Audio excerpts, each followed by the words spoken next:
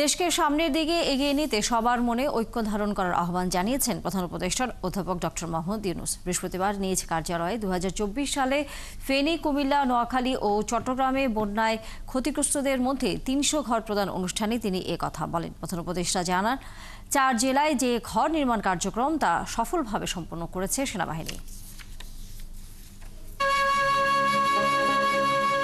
গেল আগস্ট ও সেপ্টেম্বরে ফেনী, কুমিল্লা, নোয়াখালী ও লক্ষ্মীপুরে ভয়াবহ বন্যা হয়। এতে ব্যাপক ক্ষয়ক্ষতি হয়। ওই বন্যায় সারা দেশের মানুষ ও সেনাবাহিনী বিপদগ্রস্তদের পাশে দাঁড়ায়।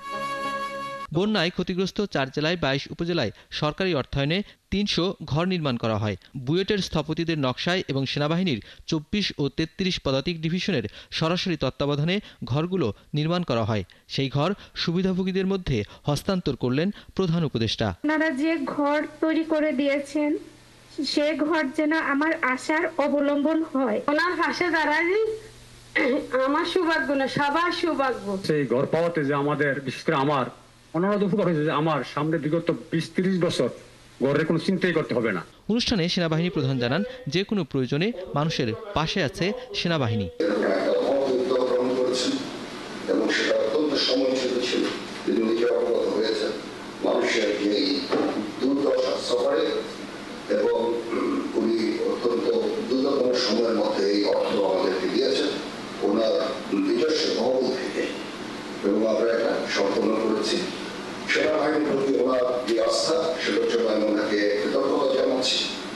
আমাদের আস্থায় রেখে আমাদের যে কাজটা করার সুযোগ দিয়েছে, এবং ভবিষ্যতে যদি এরকম দায়িত্ব দেন আমরা অত্যন্ত নিষ্ঠার সাথে পালন করবো ইনশাআল্লাহ।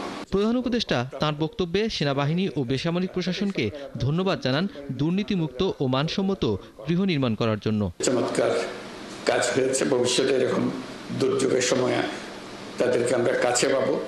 আমাদের ভরসার স্থল হবে যে আমরা জানবো যে সেনাবাহিনী এই কঠিন কাজ, এই কঠিন পরিস্থিতিতে সঠিকভাবে আমাদেরকে করে দিতে পারে। ডক্টর ইউনূস আরও জানান, বিপদে মানুষ ঐক্য বজায় রেখেছে, সেই ঐক্য আমাদের এগিয়ে নিয়ে যাবে।